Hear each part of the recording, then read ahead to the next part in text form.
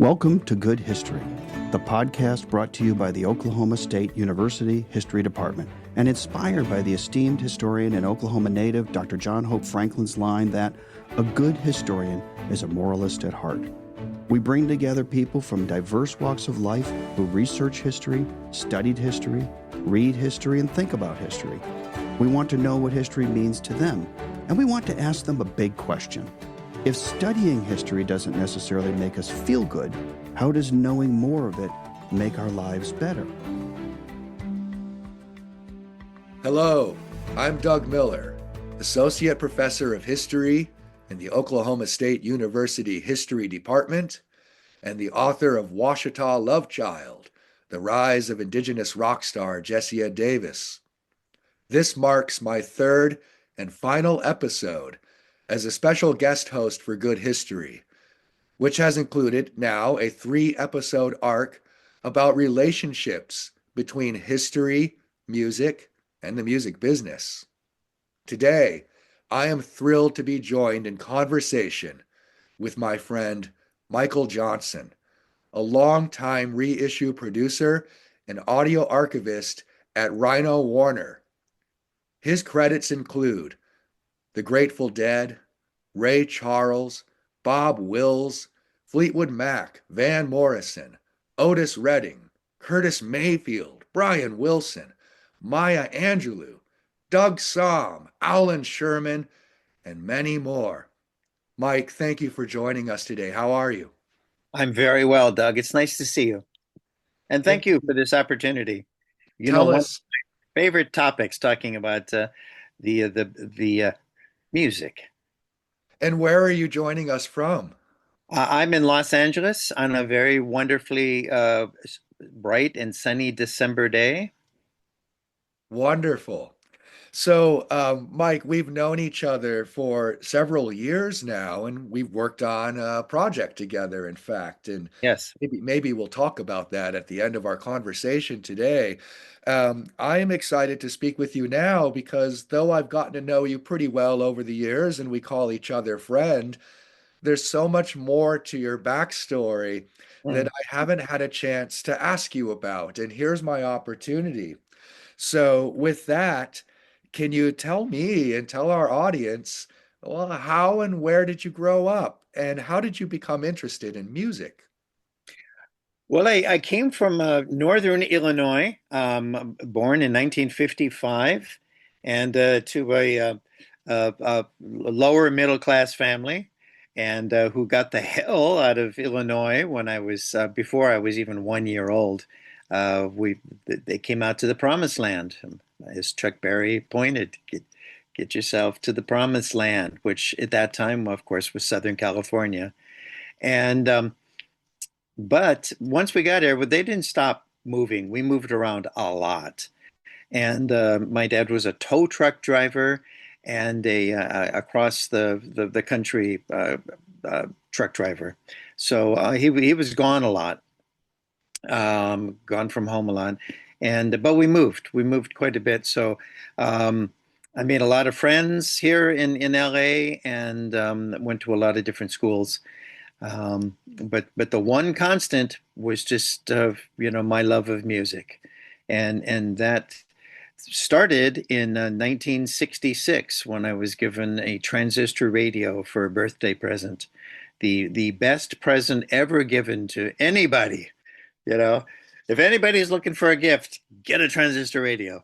In 66, it was it was a portal. It truly, truly was, It's hard to even imagine how important something like that could be in this digital age, when everything's on your phone. But that transistor radio transported me to so many different worlds. Mike, quickly on that note, in case we have any younger listeners here, what is a transistor radio? A transistor radio is a small little box about the size of a cell phone, but maybe just a little chubbier. That runs on a 9-volt battery. And it's an AM, FM radio that you would put in your pocket.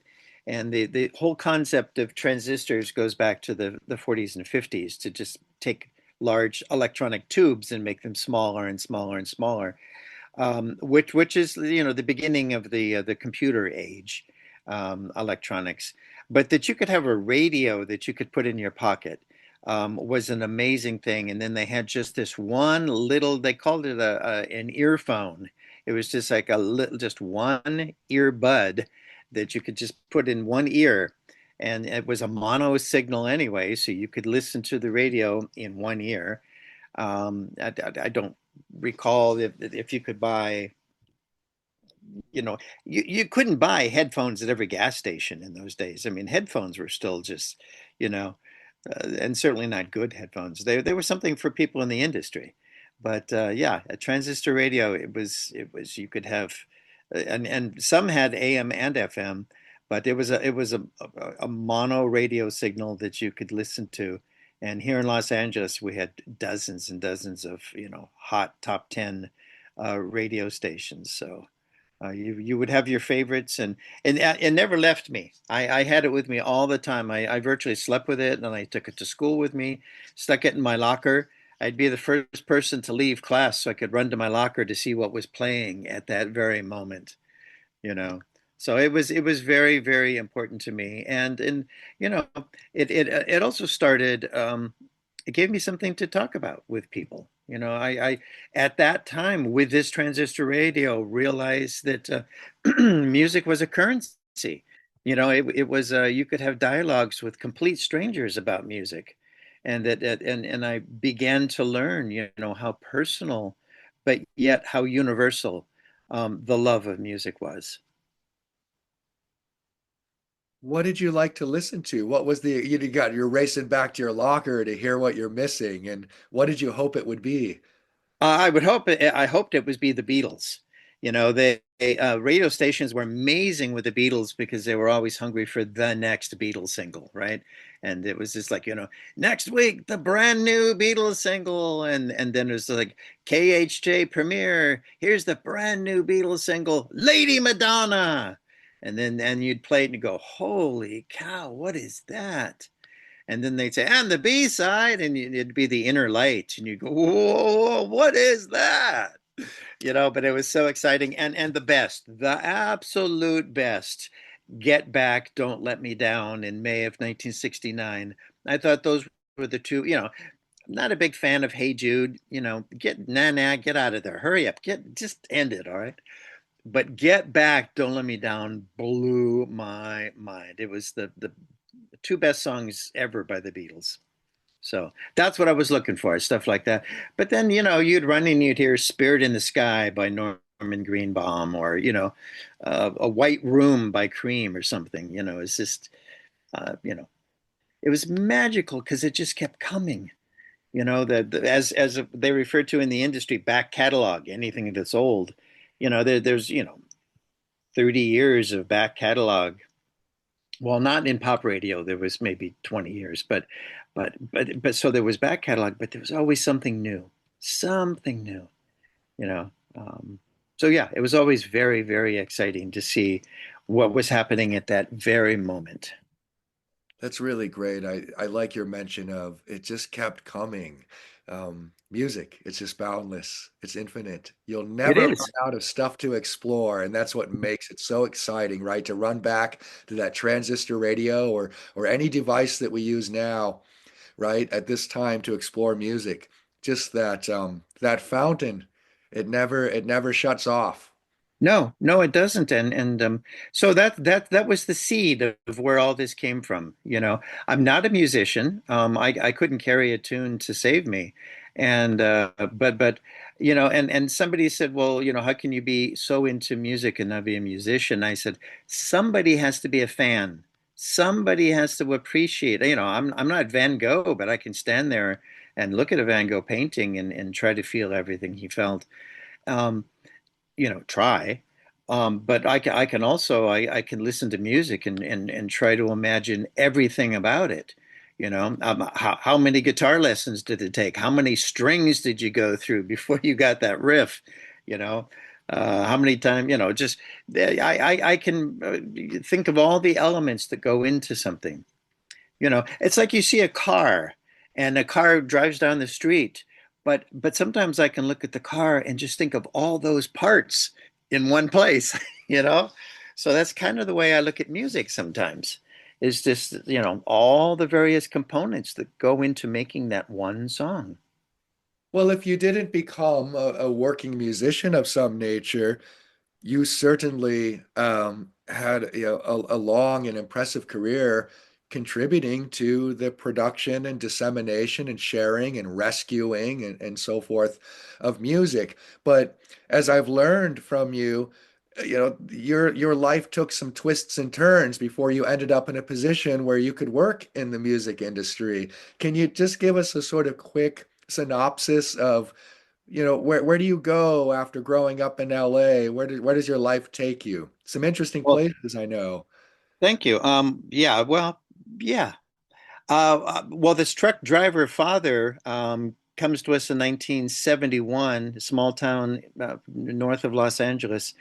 That's where we were living, and he says, "We're moving." And it's like, "Oh man, not again!"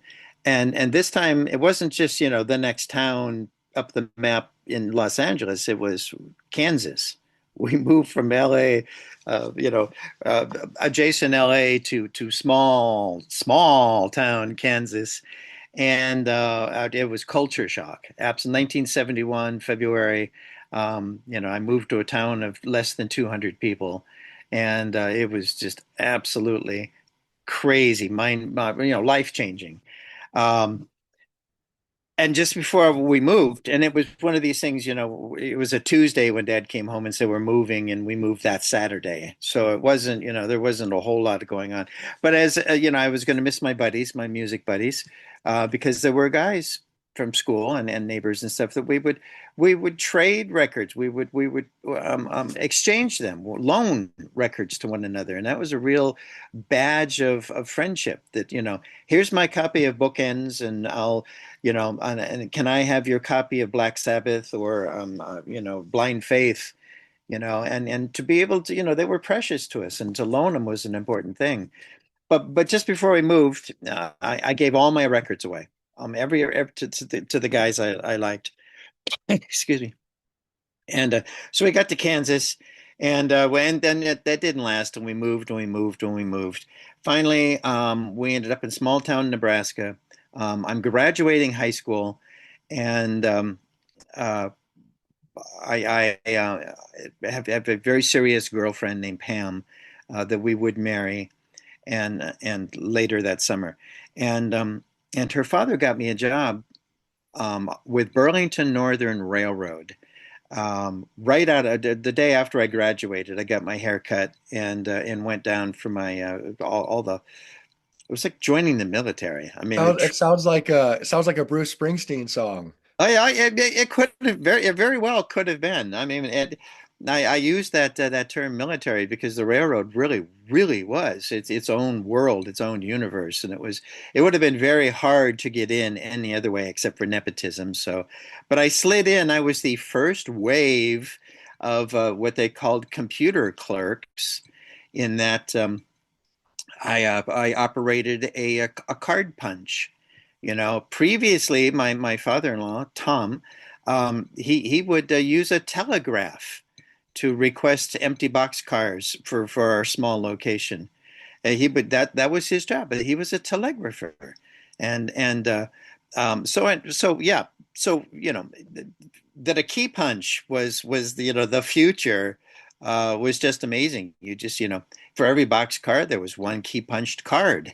And then it was just like, you just had this deck of cards, you line them up in the same sequence as a freight train, create a list, and that was the future. And but all these cats who were, in their 50s and 60s, who were in WW2, they hated my freaking guts, because I represented the future. And so I got that very clearly. That the first introduction was to this guy, and he said, "And the horse you rode in on," if you know that joke. Yeah. So it was a culture shock, but it made, dude, I was making so much money, unionized. I'm 18, just shitloads of money. And so what was I doing? I was buying records. I'm trying to buy all my records back. So also I'm working nights at this very, very small depot in small town Nebraska. I mean, it does sound like a Springsteen song. There you go. Or more of a Mellencamp. Uh, but yeah, yeah. And then it got to be where, and then my wife at the time was working nights also. But we started making so much money with the American Dream early 1970s. So I had lots and lots of expendable cash to start buying records, and I just bought them in mass. So since I was working nights, then I started getting a job at the bigger town near us, which is Lincoln, Nebraska, and I started working used record stores. That's where your money would go the furthest, right? You know, of course, if you're working there, you get even more of a discount. So that's the next stage, the transistor radio, the the railroad, and then working in record stores. Well, hearing you describe work for the railroad, it actually kind of made me think of your work in the music archive. Punch cards and stuff's coming in and out, shipping in and out, and you get the call like move this over here, and this is the next thing that's coming in. How do you end up back in California? And tell us about how you get involved in the music business back there in California. Well, Pam and I decided Nebraska was becoming kind of small, and with our seniorities and everything, we were able to transfer to Denver, which was wonderful both for both of us. It just many more record stores, including the very famous Wax Trax at the time, and but we both got very involved in our things. My music, and she was into stained glass, and we separated after 7 years, and and then I got more and more into the music scene, going to a lot more shows, seeing the Who or Paul McCartney or Electric Light Orchestra, in the same week virtually in Denver. Mile High Stadium was just a lot of bands would come to Denver that wouldn't they would just cut across the country, but they'd always hit Denver before LA. So I got to see tons and tons of people. Actually, speaking of that, at the Rainbow Theater, which was a small one down by my place, this is then later 70s, early 80s, but like I helped load up the equipment after an REM show.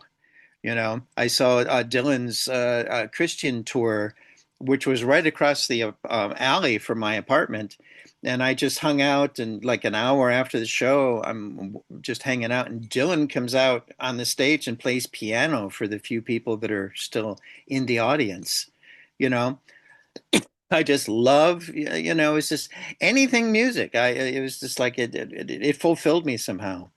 Um, Either seeing it live, but now I'm working at Peaches, which was a big national chain, and at Wax Trax, one of the best used stores ever, and even a couple smaller places. The Police came in and did an in-store at Peaches, and with McGuinn, Clark, and Hillman, and I mean it was just the so many different genres, and just it was non-stop. So So eventually you're going to land back in California. And this developing experience that you're describing now is going to ultimately lead to an opportunity to work for Rhino Warner. Tell us about how that happens. Well, it was because I was raised primarily in California, in Los Angeles, from 1 to 16. I kind of felt like this was home, and it was just like, okay, no, let's go back. I'll go back. And uh, some friends from Colorado, and myself all moved out here at virtually the same time, and got an apartment in Redondo Beach, and it was very exciting to be back. And people didn't want to hire me because I made so much money at the railroad that I was kind of a targeted person in that, well, we can't pay you that much. And, if you find a more, profitable gig, you'll just leave and so on. So, and then what do you do after the railroad? It's like it's a real particular skill and language and culture. Um, but I ended up with Xerox and both running divisions, print offices for Xerox, and repairing machines, which also gave me lots of time to work in used record stores. So, but then I was just like, God, wouldn't it be great to actually work in the industry? Wouldn't it be great to have get in even deeper? And at that time, Rhino Records was they had a record store, but they were also becoming a very famous record label in that they were reissuing things on vinyl that hadn't been done before. They knew Richard and Harold, the Rhino brothers, the owners of Rhino, Richard Foos in particular. Um, they had this record store in Westwood, and people would come in looking for records. It's like, God, I had like 10 people come in today asking for the Turtles, and these things are out of print. And it's just like, well, why don't we just make our own? Why don't we legally get these records and put them out again?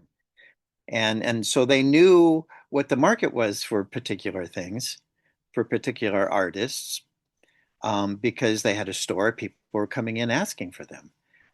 So hence the birth of Rhino Records.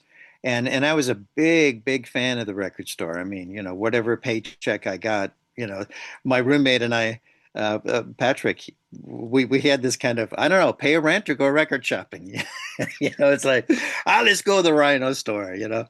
Um, so, but then it was just like, God, wouldn't it be great to be able to make these things, to work with these people? We've got I've got this idea, you've got this idea, um, and now Rhino is at that time was doing CDs, and CDs changed everything because it was we need more content, and can't just be the album. We need something to supplement it with because we've got 80 minutes now or 75 or it's not just a 33-minute record anymore. We've got all this material, plus we can get people to buy it again even if they have the album, even if the collector has the original that they want, by putting it on CD.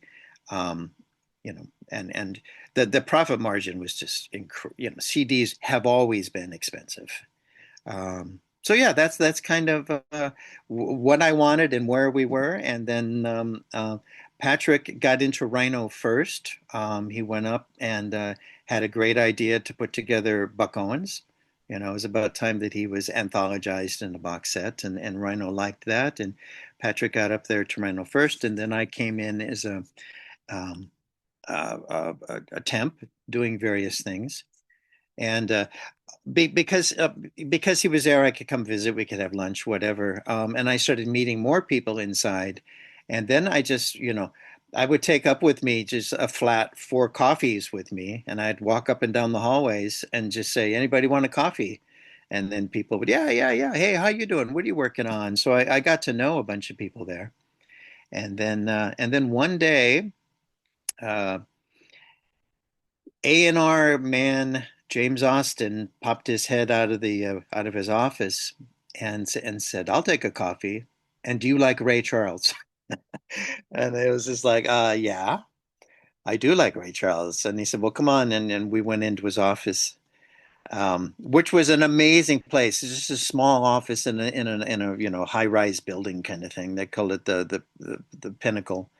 And but it was completely dark in there. He had his shades pulled, completely dark, except for a Tiffany lamp. And he'd put his feet up on his desk with his very, very beautiful shiny cowboy boots, and he'd lean back in his chair with his Tiffany lamp, and over to the side on the wall was a picture of him and Jerry Garcia, and a picture of him, and just he was the A&R cat of all time. He was he's still with us. James is an amazing cat. Anyway, so he just says, well, I need some help working with Ray Charles. Do you want on board? And he says, well, of course I do. Yeah, yeah, I'd love to do that. So, and then like within the week, I'm working with Ray Charles, and one of my first responsibilities was to facilitate his master tapes.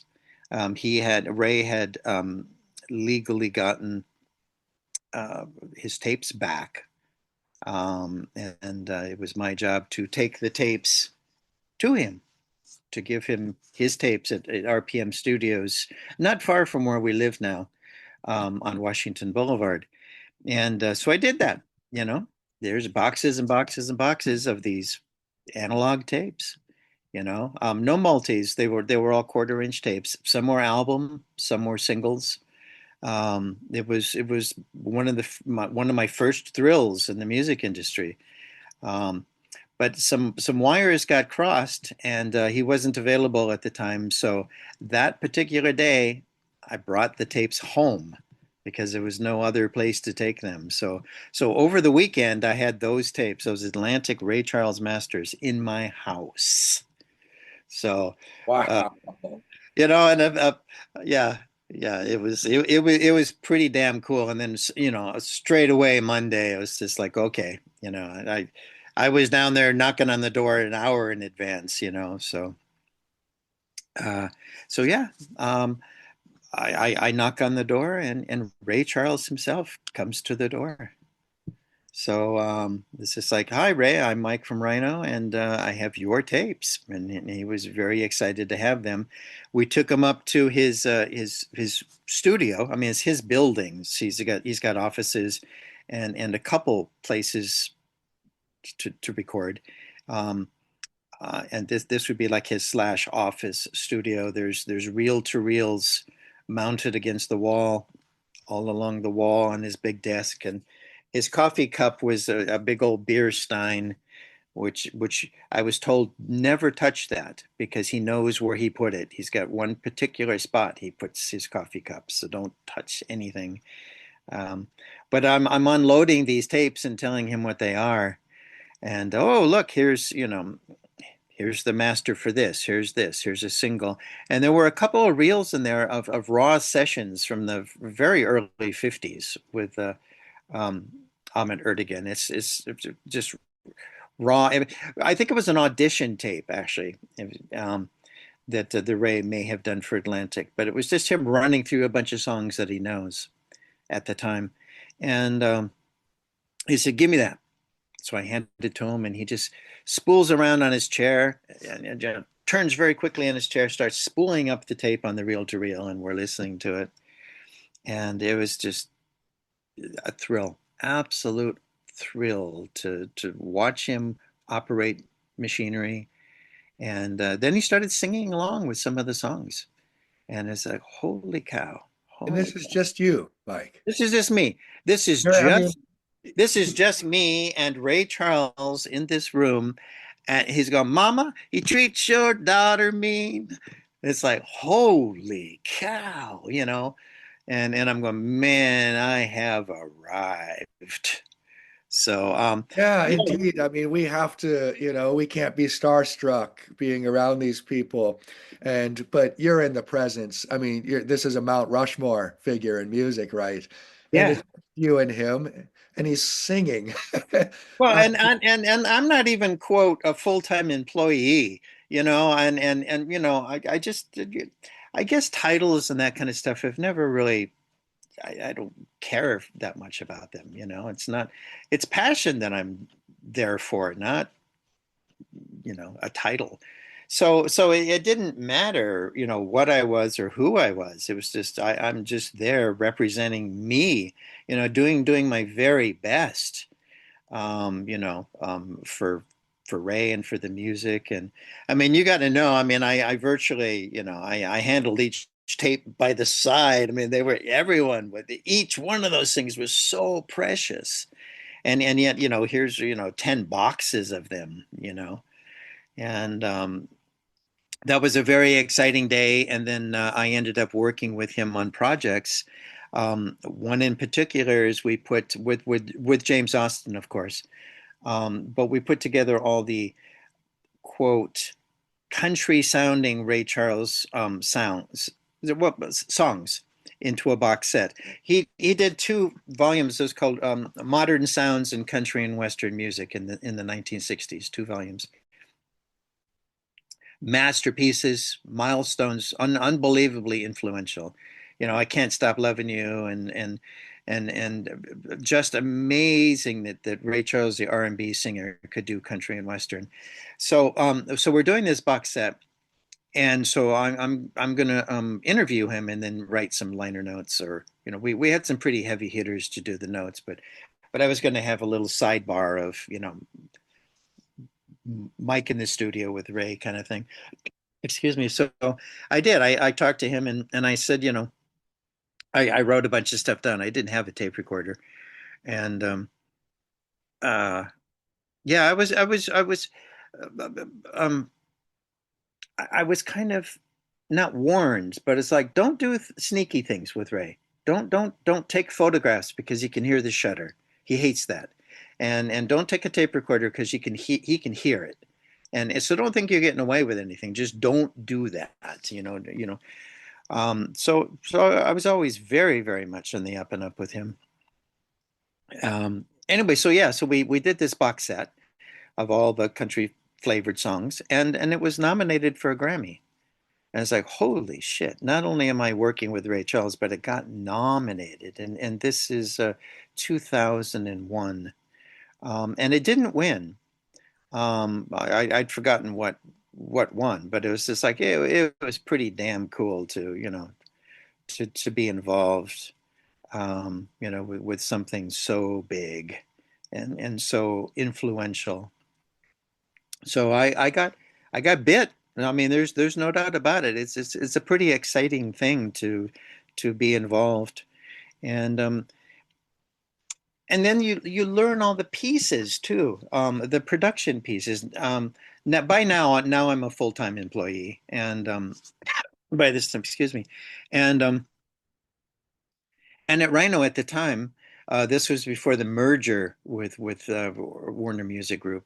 Um, well, I mean, we all had various projects on our plate. It wasn't that I was just working on Ray Charles. I mean, I was, working on Curtis Mayfield at the same time, and I was also doing, overseeing some.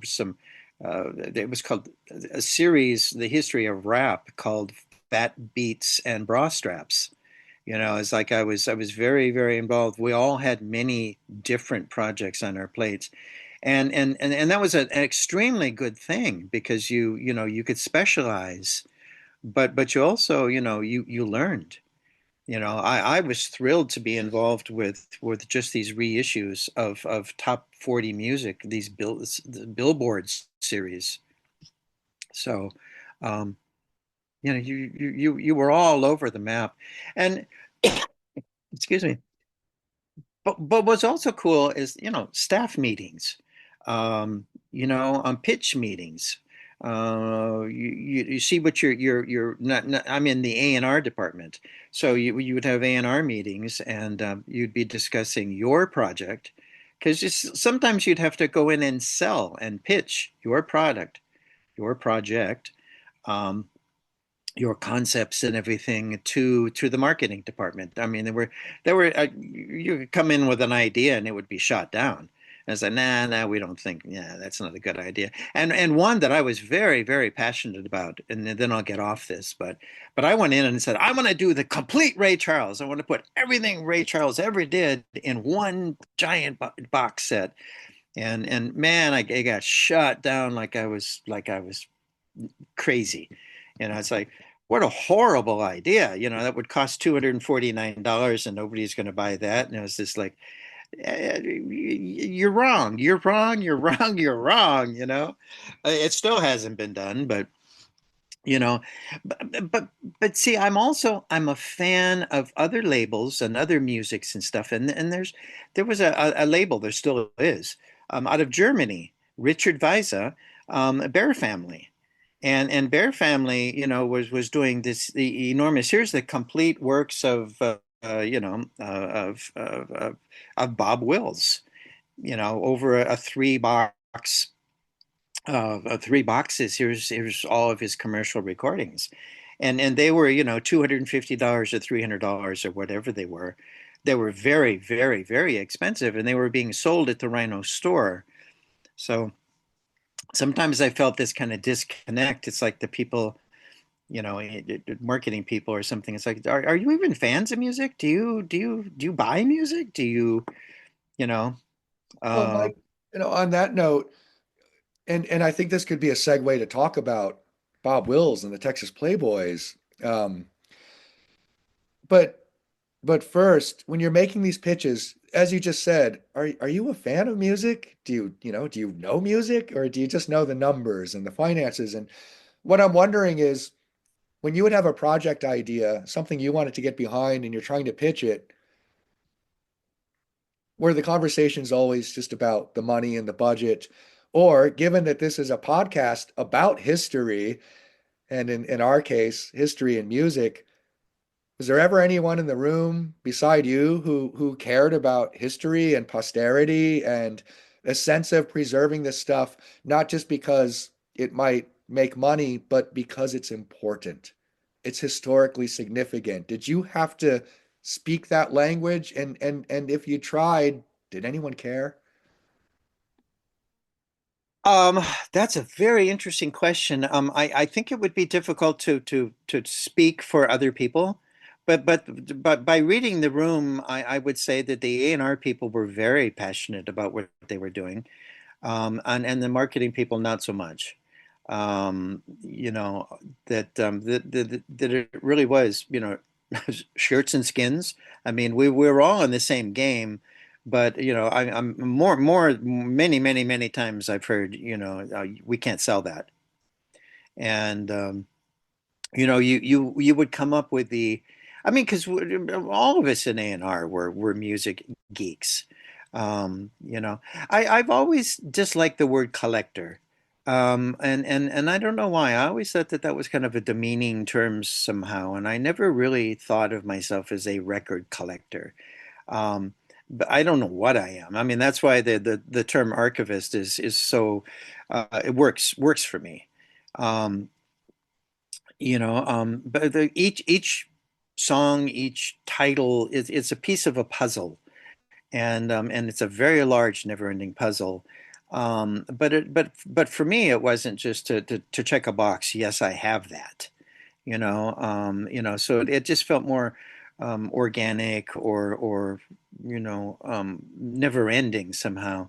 Uh, and I was always, sharing music and up for new things. Now at the time, Rhino is a catalog place. I mean, we're licensing. They didn't own very much. They owned the Monkees and things like that, but they were licensing from other labels, things to reissue. And then we were putting together very, very smart box sets. I mean, the reissue of the Nuggets recordings was very important, and these concepts, James Austin especially, doing surf music in a box set, or rockabilly music, or things like that, and Ted Myers and Gary Peterson and other guys there. Um, they had their kind of specialties, whether it be Little Feat, or Ted was really into, he did like a history of accordion music, where you got Pete Townsend to write the liner notes, about squeeze box. It's just like Rhino was branching off into different, smaller niches. Um, we talked earlier, there was even a division, a spoken word division at Rhino, where Elizabeth Pavone and myself put together the reissue of a Maya Angelou record. Um, and we did a box of the Shoah recordings, a box of presidential speeches. We did one in 1999, 2000. It was called Great Moments of the 20th Century.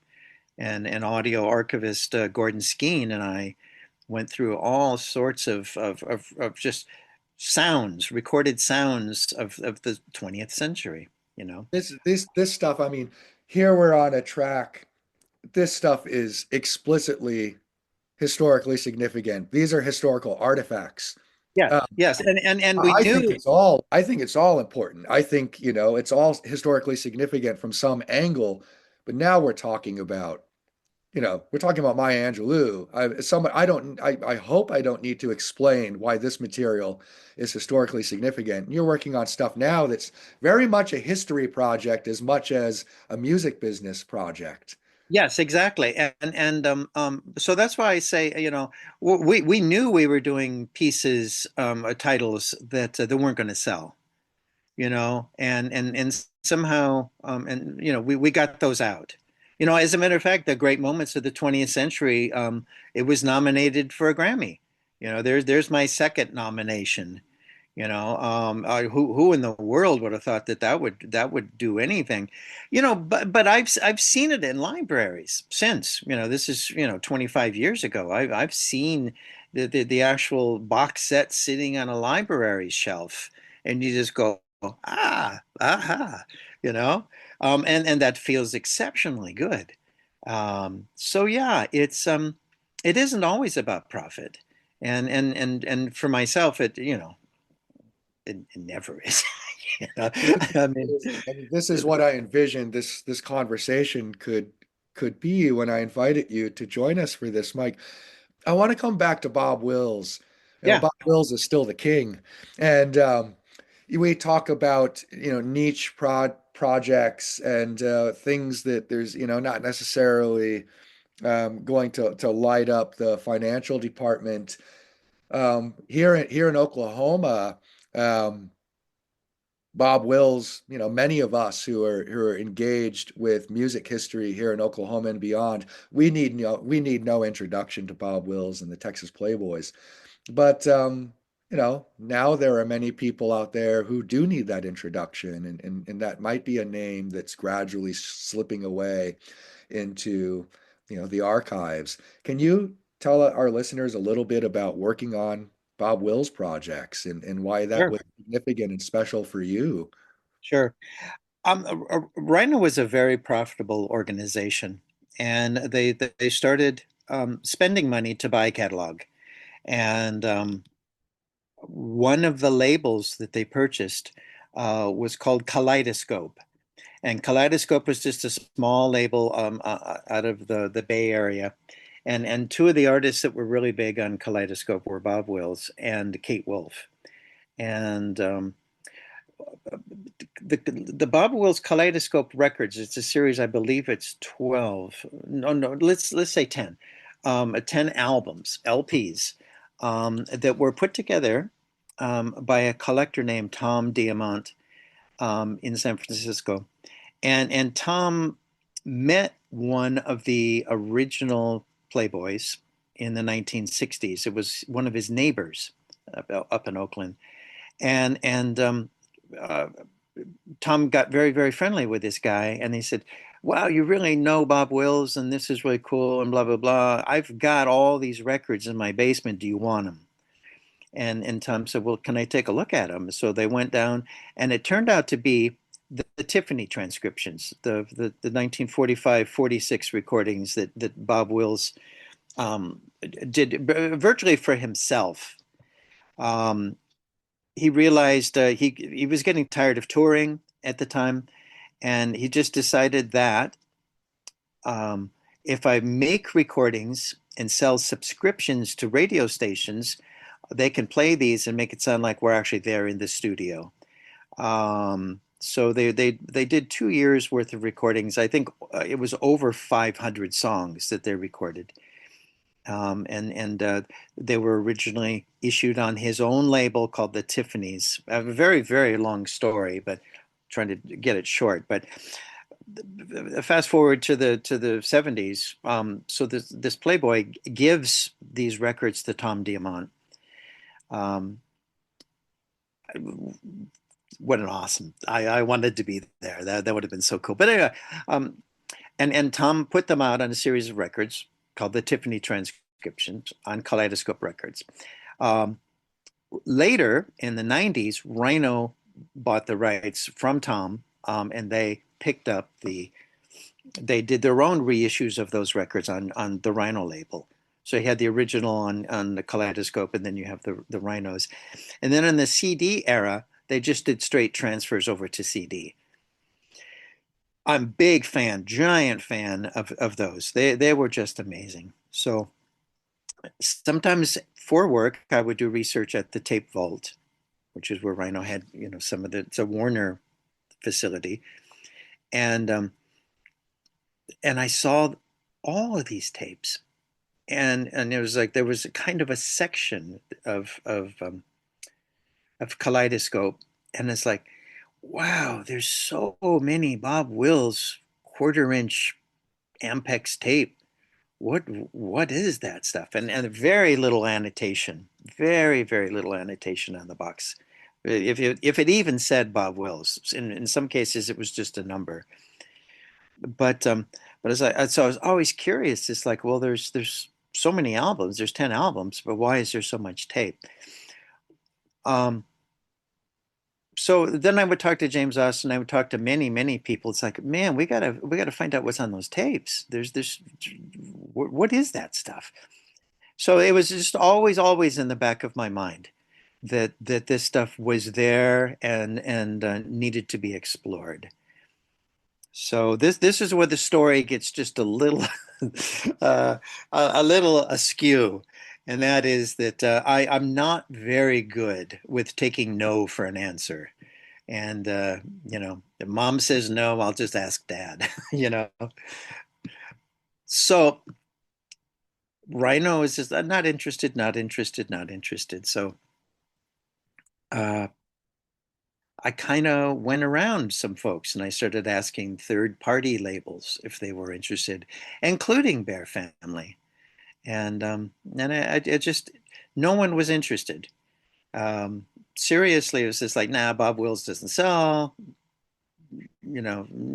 And I was like, goodness gracious. So I went back to James Austin and it was just like, well, we've got to, what are we going to do here? And he said, well, I don't even know what's on those tapes. And he said, well, let's get them run down and let's see what we're talking about. I mean, maybe there's not even anything there. So we had them transferred and I had to make up the lists from my head, just because there weren't any. So I had, what song is that? So I got as many discographies as I could. Now remember, this is all still, the internet is just, in its infancy, and there weren't Bob Wills discographies online yet. And so anyway, so I figured out what a lot of the tracks are and stuff like that. And then I was really able to shop them around. But still, Rhino turned them down. James, I don't think we can do anything with this. But at least I had something to listen to and that I could share to people. So then ultimately, in about 2012, now I'm jumping all over the time continuum here, but in about 2012, Gordon Anderson at Real Gone Music, it was Collector's Choice Real Gone Music, and he was interested, and so we were able to nail down, between all the songs on those tapes, we were able to nail down what had been previously issued on the Kaleidoscope albums, and then what songs weren't reissued. And we ended up with about 300 songs on those tapes that had never been heard before. Well, let me clarify that, which have never been reissued before. I mean, maybe some had never been issued in any fashion. So anyway, so yeah, so we went through, Gordon and I, and then I put together a team of wonderful people, and we put together a box set for Real Gone Music called Bob Wills' The Lost Tiffany Transcriptions. And it sold very well. It made people, Bob Wills fans were just so super excited about it. And it looks amazing. We did a very, very, very, um, got Western swing historian Carrie Janelle wrote the notes, and my friend John Hunt designed the package. It's beautiful. It looks very 1940s, and Bob Fisher, my buddy, did audio restoration and just made them sound fantastic. So, Yeah, I have it yeah, right over here on the shelf, and they are indeed beautiful. yeah, yeah. Thank you. Mike, I mean, this is so beautiful. Um, in at least for me, the way that it connects with my work as a professional historian and my colleagues in my discipline and profession. And I'm also really thinking about students and all of my work in history.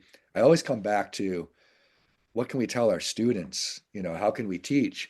And I just love the way that you captured the spirit of what most of us in history, I hope all of us, what motivates us. What is that stuff? I have to know. There's something inside of me. I have to explore it and I have to see what it's about. And I need to see why it matters. And once I find that out, I have to tell people. Sure. And doing this work through these music projects, it's very similar to making a book, making a journal article, writing a thesis or a dissertation. The work that you're describing through the Bob Wills example is exactly the sort of thing that we do in the history profession. And to hear how for you that kind of work comes to life in a different type of setting but produces the same sort of outcomes, reaching people, touching people, getting people to think about their place in the world, who they are, history, humanity. You're doing all of this work through projects like this, and it's so impressive. Mike, with our remaining time, Yes. uh, I think we would be remiss if we didn't talk a little bit about Jesse Ed Davis. And I've talked a lot about Jesse Ed Davis, especially over the past year. Um, I want to hear you talk about Jesse Ed Davis. And I want to preface that for our listeners by mentioning you knew him personally. He was a friend of yours. And this connects us with Oklahoma as well, given that Jesse was born and raised in Oklahoma as a Kiowa, Comanche, Seminole, Muskogee person who went out to Los Angeles in the 1960s to try to make it in the music business, right around the time, Mike, when you were going around with that transistor radio.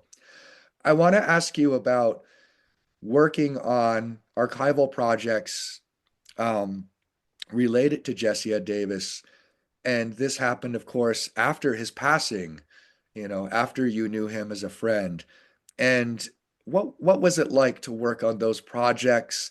Did the fact that you knew him in person add particular emotional dimensions to your work? Why did you think his work was important to rescue from the archive?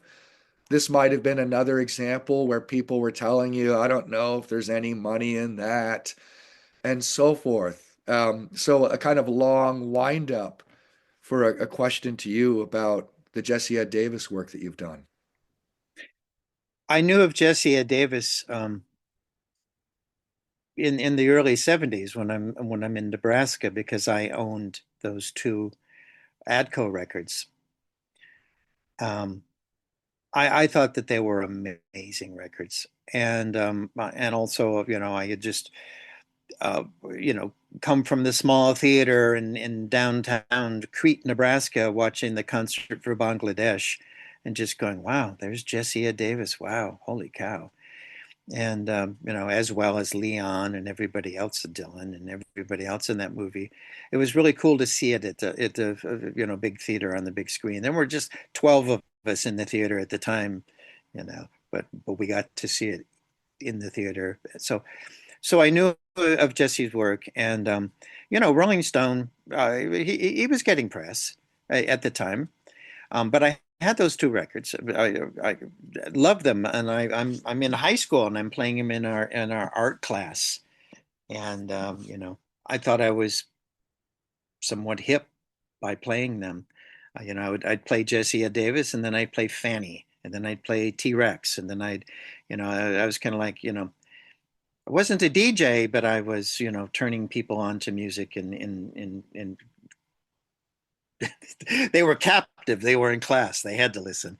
Um, yeah, so I was a big fan of those records. So moved to LA, blah blah blah. It's now the '80s, and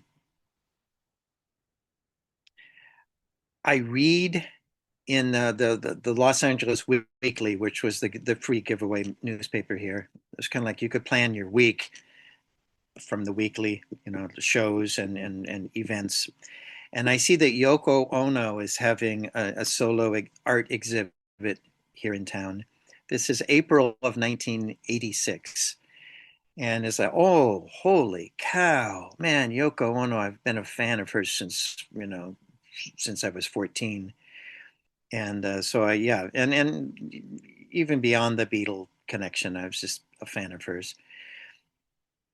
And it was oh man, how do you get into that? That would just be awesome. So I got to crash it. I just have to go and see what happens.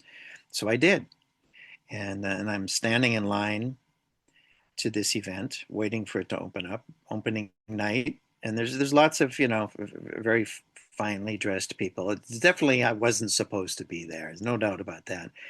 But I'm standing in this line, just wondering, what am I going to do? What am I going to do? Um, and I recognized Jessie Davis walks by me. And it's like, oh, whoa, that's Jessie Davis. What up, man? How cool! I'm glad I came, man. Even if I don't get in, I got to see Jessie Davis. And oh man, so I just walk up and say, hey, Jessie, I'm a big fan of yours, and blah blah blah. And then the door opens up, and Jessie just kind of grabs me by the shoulder and pulls me in. Just the two of us just walk in. He makes a beeline straight over to Yoko. I mean, he's got he has an agenda. There's something he wants to talk to her about. Um, but in the meantime, there I am standing there, and just he says, "Oh, Yoko, this is my friend Mike." Blah blah blah. It's like, wow. you know, yeah, working with Ray Charles is one thing, but man, having Jessie Davis introduce you to Yoko Ono, come on, man. So that was amazing, and just I know we have short time, but folks just didn't know what to do being in the same room with Yoko. It was a small gallery, and her works were just incredible after you see them. But people started to kind of pair up and stuff, and then she was alone a lot of the time, just kind of standing there. And so I just went and talked to her. I spent a lot of time talking to her. You know, Yoko, what did you had two albums called Unfinished Music, three, Unfinished Music, Life with the Lions, Two Virgins. What did you mean by unfinished? And she said, well, John and I wanted you to finish it at home. It's like, ah, all right, thanks. That's cool. That's cool. That's good to know. But I was just trying to think up of things to ask her and talk to her about, and we just ended up talking about nothing and everything, and it was wonderful. But anyway, getting back to Jessie, so we had swapped phone numbers and stuff like that, and it wasn't but a couple days later, Jessie calls me, and he says, "Can I get a ride? I'm I have to do something." And can I get a ride? I don't drive. And it's like, oh, it'd be my pleasure to give you a ride.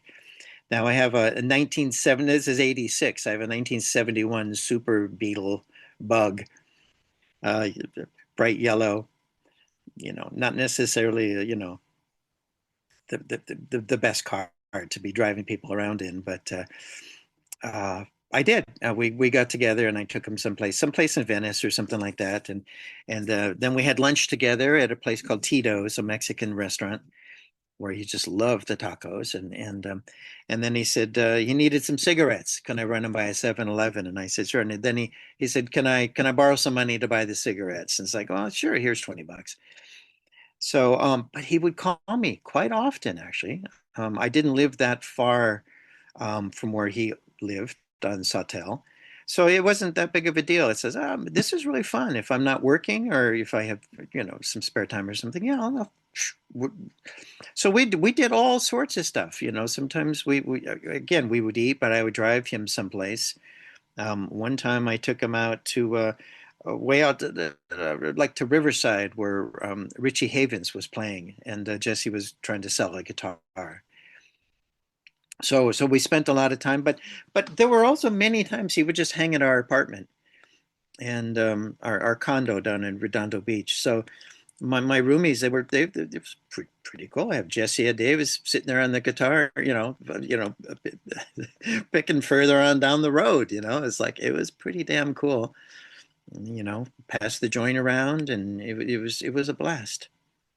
So All these years, all these years from Jesse's, untimely passing in 1988, new people are still discovering him every day, every week, every month. His legacy is still growing, and Mike, you've contributed to that through your work on some of the archival album releases.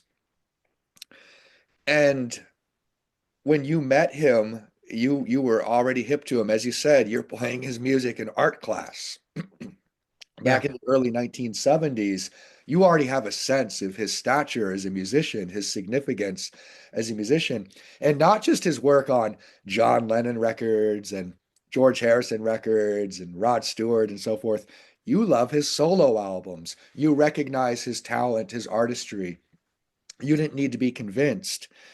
Now, years from his passing, you become a project supervisor on a great compilation project called Red Dirt Boogie, brother, right? A CD set. And you're tasked with making a contribution to Jesse's legacy in the form of recorded music here. And maybe some new fans will come on board. What did that feel like, given that you had known this man personally? The to set the scene, the Bob Wills projects with Gordon at Real Gone, they went very well. So I kind of had his ear, when I would call up and say, "Hey, I've got an idea for a project," and then I one day I was like, "Hey, I think we should do a Jesse Ed, just like an overview of Jesse Ed's um, Adco recordings." And by this time in my career, I'm working at the tape vault for Warner, which is Rhino's parent. I'm an archivist at the tape vault. And being there, I see many, many Jesse Davis tapes, many, maybe 30 multi-tracks and some quarter inch tapes. Um, so I was just thinking, well, we should do something grand and but it was like it turned out it's like, well, there really wasn't a budget to run down multi-tracks, but if there's something just quarter inch that's mixed, we could use that. And I found a couple of things that were and so we did. I just went through and cherry picked what I thought were the best songs. We should pause here just really quick, just a note for our listeners. Understand that just to hear what's on the tapes costs money. That Yes. that's a risk unto itself in terms of the budget. Okay. No, oh no, absolutely, because these haven't been touched. Yeah, none of these tapes have been touched since they were put down um, in the 70s. There would have been no reason to. And if this were a 9-part series, you and I could talk about, what gets archived, what doesn't get archived, what's heard, what's unheard. It's a fascinating voyage. But so for Red Dirt Boogie, it's virtually a Jesse Ed greatest hits. I just said, for Adco, his work for Adco, with a couple bonus tracks thrown in.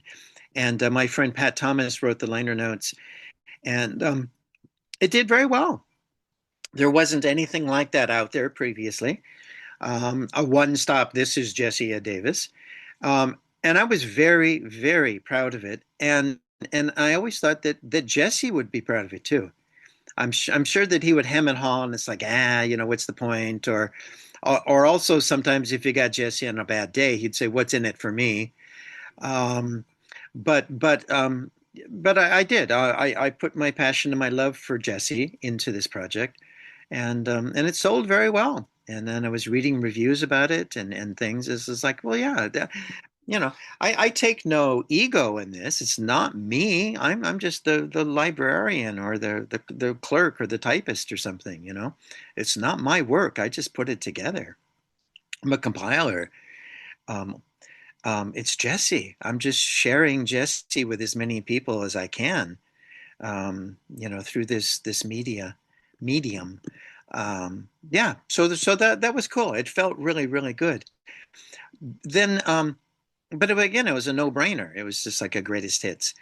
But then there's just all that tape's back there in the vault, and I just couldn't let go. And very much like at the Bob Wills and many other projects, it's like, damn it, Johnson's on the phone again. He's pitching again and again and again and again. But what I wanted to do was get those multi-tracks. How do you get those multi-tracks? They're very, very expensive to run down just to listen to. So it was no one was going to spend that kind of money on spec. Um, but just before I retired, I was able to get them digitally archived, which they should have been.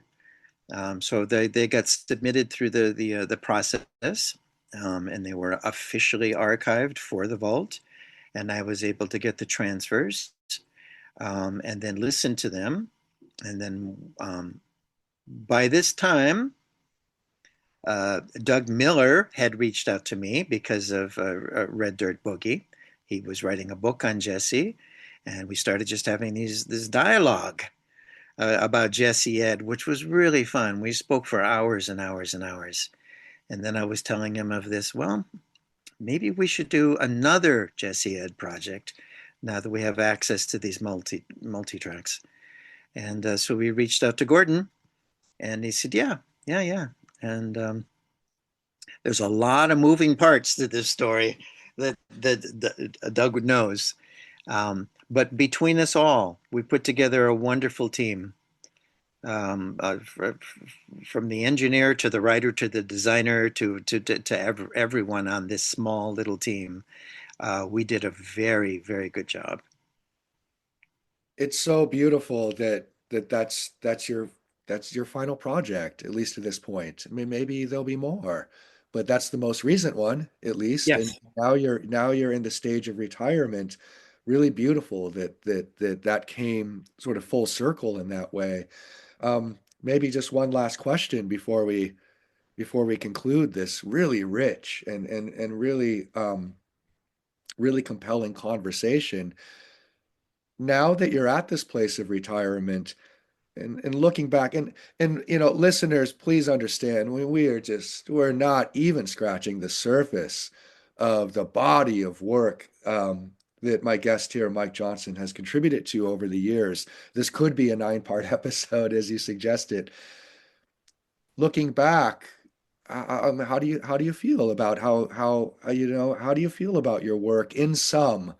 Um, is there, do you have hangups about the projects that got away?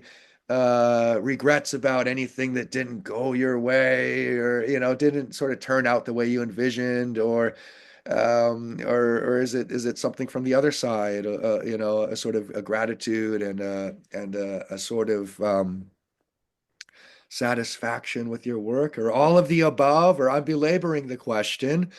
What's the what's the view? What's the view from today? And you're Well, at as you said, I like the all of the above. That's the good one, because there is, there is a little bit of "I told you so," or "I told you that was a good idea," and so there are still many, many, many that haven't happened. There are some that there are some that I have. Um, uh, an example, just very, very quickly, this Bob Dylan set that just came out of the Bootleg Series, Volume 18. The Coffee House years. The very, very beginning of Bob Dylan. I've been thinking about how cool that would be, and as a private collector of Bob Dylan, I've been amassing these early recordings for 30 years. I loved that stuff. I've always loved that stuff. And it's just like, well, Sony should do this and they should do this and do this. And now it's done, you know? So there's that. It's always interesting when something that you think should be done is done. So that's good. I mean, it is going to continue. That said, that's Bob Dylan. Um, I don't know that anybody else at any time is going to do Jesse Davis again.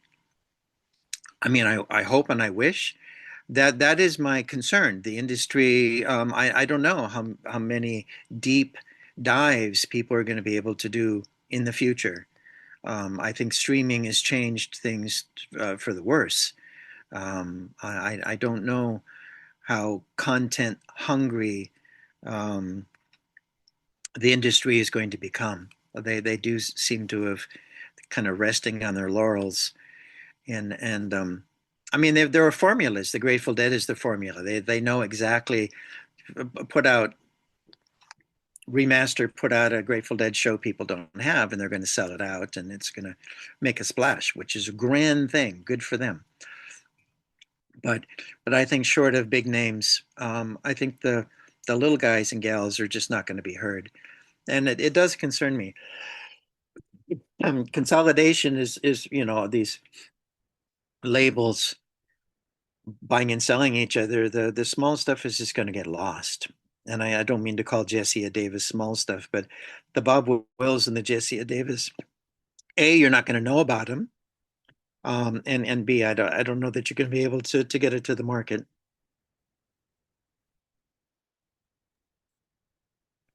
I don't think that I could say something really intelligent about what you just explained, Mike, in our sort of final 45 seconds here.